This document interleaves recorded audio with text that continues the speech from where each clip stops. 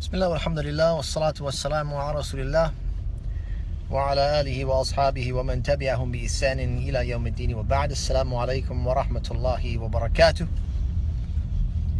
Brothers and sisters, joining you here on Facebook, the American graduates of Islamic University of Medina. This is your brother Ibrahim John Starling, coming to you from an undisclosed location in the Gulf.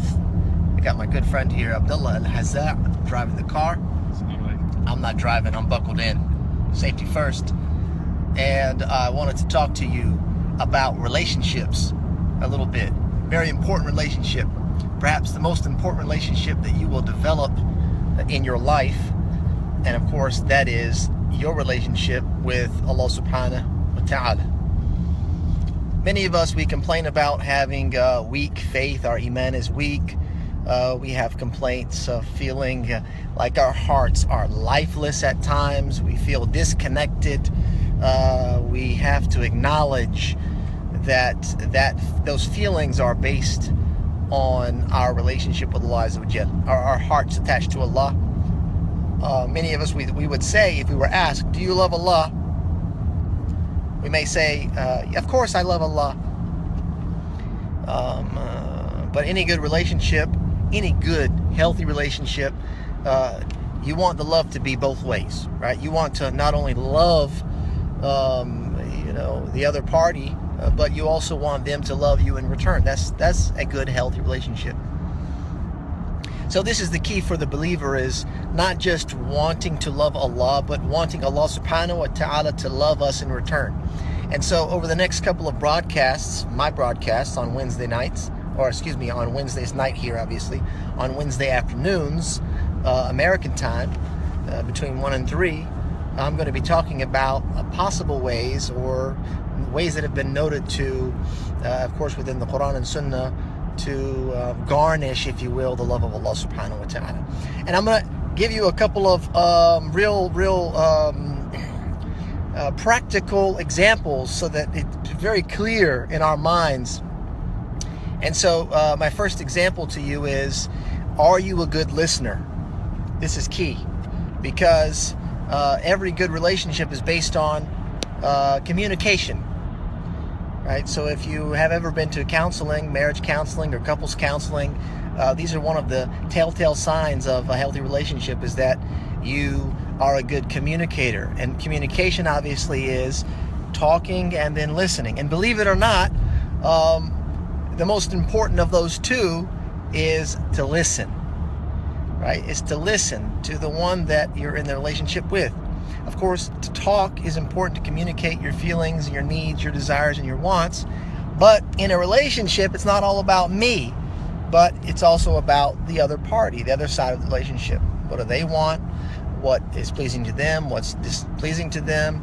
Those types of things. So the question is, when we look at our relationships in this world, we understand that, if you're in a relationship and you're not engaged with them in dialogue and conversation, they're going to get bored and they're going to go away. The relationship's going to be damaged if you're not listening attentive. And that's very difficult these days, while we're very distracted with phones and stuff like that, distracted with work and other things that we have to be involved with, but we still have to make time to listen to one another. So let's apply that for a moment to our relationship with Allah subhanahu wa ta'ala. Our relationship with Allah Azza wa Jal also has the same elements of communication, talking, expressing yourself, and that comes in the form of when we ask for Allah's assistance and His aid and support, dua. We make prayers and things of that nature. But more importantly, are we listening? Are we listening to Allah? So a person may say, well, wait a minute, Shaykh, how are you going to listen to Allah? Is He going to talk to me in my dreams? Is He going to call me some way? Am I going to hear voices? No, you're not going to get any of that. But the reality is that Allah subhanahu wa ta'ala has already spoken to us, has already communicated to us, and we can access His speech anytime we want. And that is, of course, by opening the Quran. We can access Allah's speech by opening the Quran, and that's where we'll find His speech. He's already addressed us, told us what is pleasing to Him, what is displeasing to Him, what He asks of us, what He requires us to refrain and stay away from. All of that's present, and that's very important. And this is step number 1 to not only opening your heart and curing it of any disease, opening your heart to receive the love of Allah, to love Allah subhanahu wa ta'ala and to receive His love. It is to read His book. You have to connect with the book of Allah. You know, when we are in relationships, this is part of the examples that I want to give. When we're in relationships, remember those first couple of moments, those first days and weeks or months of your marriage. You just couldn't get enough of your spouse. You couldn't get enough of listening to them. You wanted to learn about them. You wanted to know everything about them.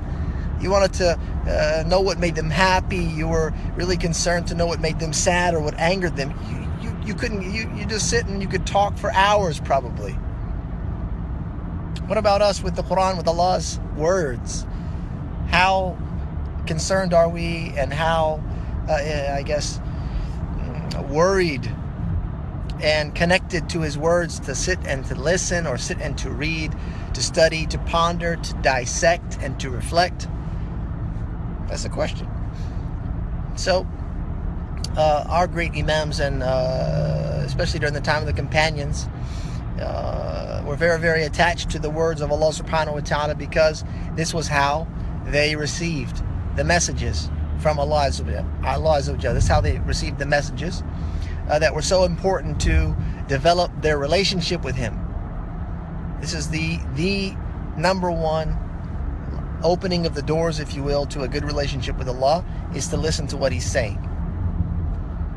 So our question should be, how often do we read the Quran? So check this out. If you open the Quran, this is a very practical thing, and I'm going to give you a little background on this so we can compare ourselves to the righteous of the past. And we know that the righteous of the past, they had better relationships with Allah subhanahu wa ta'ala in general, especially from the time of the Prophet ﷺ and the Sahaba and the righteous generations that followed. Think about this. Open the Quran and see how many chapters, how many, sections, ajza, how many juz there are in the Quran. If you open up the Quran today, you'll find that there are 30 sections. 30. So the idea behind 30 sections is that you read one section a day, one juz every day, and you can complete the Quran in 1 month. For many of us, that seems like a very, very arduous task, difficult. One juz in 1 day, but believe it or not, it takes only about 40 minutes to an hour. If you read very slow, it would take you no more than 1 hour. 40 minutes if you're practiced and you can read well. 40 minutes is nothing in our lives today. Discussing this particular topic with my friend here, Abdullah, Shaykh Abdullah, we concluded that on average, we will spend, think about this, and you can take yourself to account. Before you go to sleep, what do you normally do?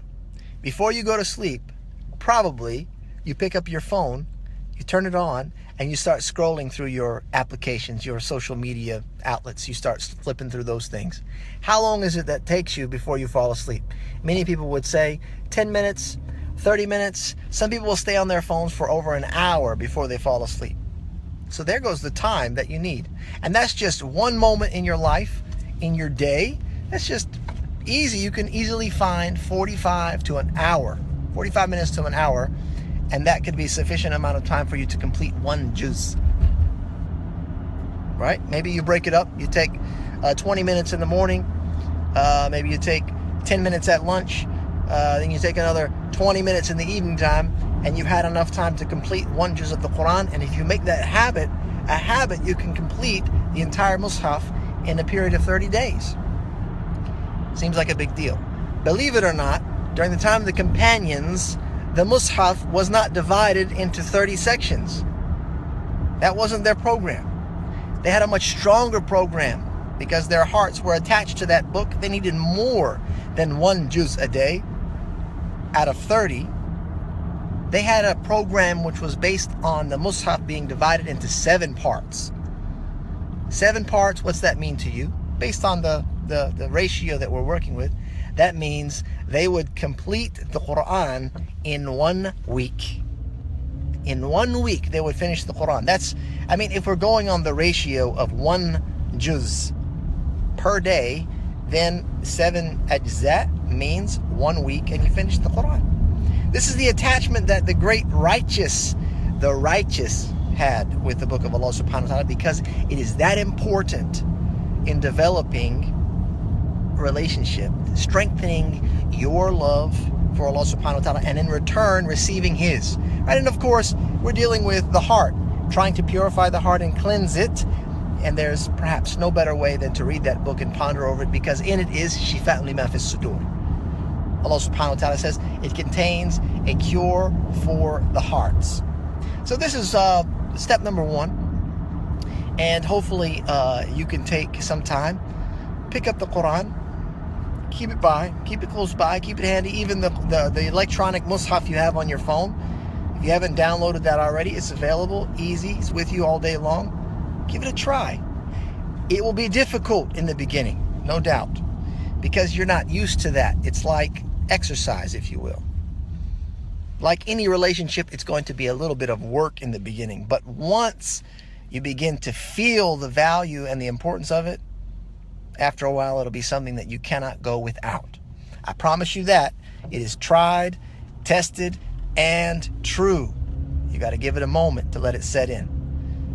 So we'll conclude here with that. Just a thought, just something to share. Jazakallah khair. We ask that Allah subhanahu wa ta'ala make your lives filled with love. Love for Him, and in turn His love for you. Wa sallallahu wa sallam ala nabiyyina Muhammad wa akhir da'wana. Alhamdulillahi rabbil alameen.